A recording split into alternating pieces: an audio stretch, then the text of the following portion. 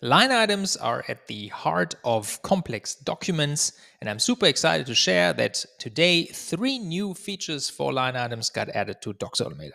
Adding auto numbers, hiding grouping key columns, as well as group calculations. Especially the last one is something that has been requested a lot. Actually, auto numbers has been requested as well a lot. But let's look at all of these in detail. So I'm here in an example, and I have this project management template in which I'm adding work items, tasks to a table. You can see this here as an example. So it has sort of a completed column, and then we're just printing all of these standard stuff so far. What we can do now is we can add an auto number to this. What auto number does is basically it numbers the rows in which they were added. So if I create the preview of that, you will see that now the first row, the first column got added. So an additional column is added with the number of that column. There we go. This is something that was always quite complicated to add from your data source, be that Airtable, Glide, Noloco.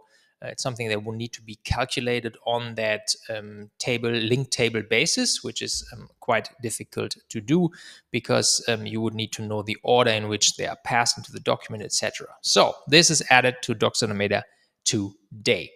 The other 2 new features are related to grouping. So what I want to do is I want to group according to completed. So if I run this, and we leave auto number on for this example, but of course these are separate features. If I have grouping enabled here for completed, now the items are basically grouped according to whether they are completed or not completed. For the headlines here, these headers, we have a few options here on top.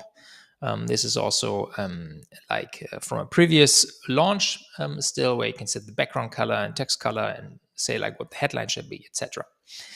Something I want to show you, I'm jumping over these group calculations and leaving them for last, but something I want to show you is this new option is called hide grouping key column. So if I enable this, basically what happens is that the completed column will be removed, because the completed column here in this example is kind of obsolete, right? Because we know all of these items that come here are completed, so we don't need to do this anymore.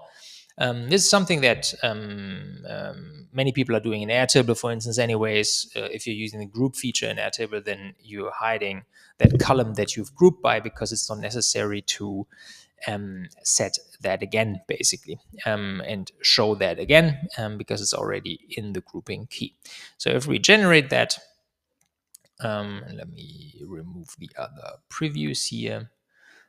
You can now see that the completed column is gone. So makes for a much cleaner looking document in this case. One thing to keep in mind here is that in order for the table to take up the entire width of the document, you would actually need to, here in table properties, have the column width in automatic, so not fixed. So that might be something you're running into if you're testing this out.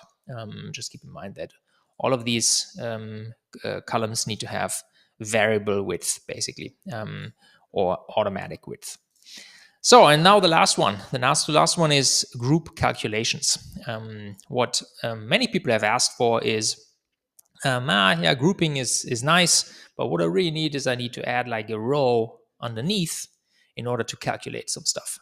For instance, in this case, we have the cost of that task, and I want to just include like a subtotal or like a total of those, in this case, completed items and not completed items. I go and enable group calculations, which gives me the options to set the columns by which I want to calculate. I add that I want to use the column cost. So the column is the variable that we've used in that column. Cost, sum is correct. I want to show the sum. We have more options here like average and min and max and median, but I want to take sum. Background color, let's actually add a bit of style to this. Let's take that one. Maybe I can set a row text. So where I want to say total cost colon. Then the text alignment. Actually, let's generate this, and then once this is generated, we look at how we can improve this and how this can be made nicer. So let's wait a second. There we go. So now we have a total cost row added here. You can see that it sums up the last column. It automatically detects the formatting that is used. In this case, it's currency, and will then also apply the formatting to those summed up values. Same here. Here is the summed up value. Couple of additional options here is that I can say text alignment right, and I can say I want this bold. We can also do the same here actually for the header row. And then the last option is merge cells.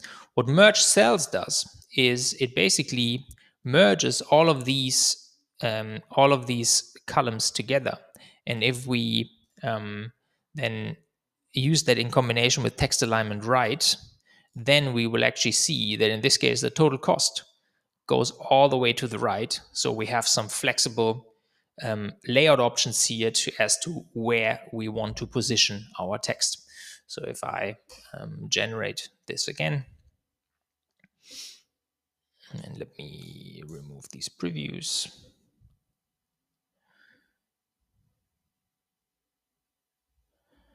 And I open this. Then we see that now, first of all, we've turned this bold, but we see that the total cost sort of all the way to the right, all the cells preceding our calculation column have been merged, and it looks really clean and nice. Maybe the last thing we want to do is we want to give the group header rows like a different color as well, so that would make it look nicer as well. And just to sort of have seen it, let me create that report here actually in my Airtable base. So we see like how that looks like without watermarks and without the DocsAutomator logo. We're just using DocsAutomator's preview feature here. So there we go. Now it's generated actually in the in Airtable, and we can see this without watermarks, and we have those group calculations here underneath. As said before, there are a few more options like average and median and min and max.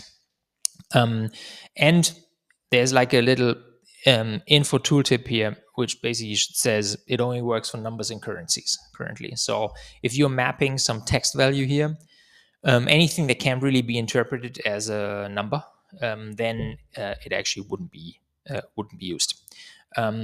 So that's like a bit of a gotcha that you need to keep in mind when using this. So if you're mapping something that is text, then that will just be skipped. That's it.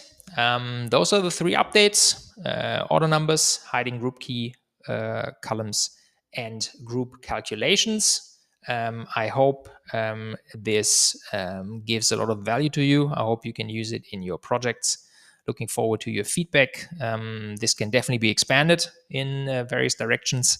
And yeah, very much looking forward to hearing how it can be expanded. And now I wish you happy automating and speak to you very soon.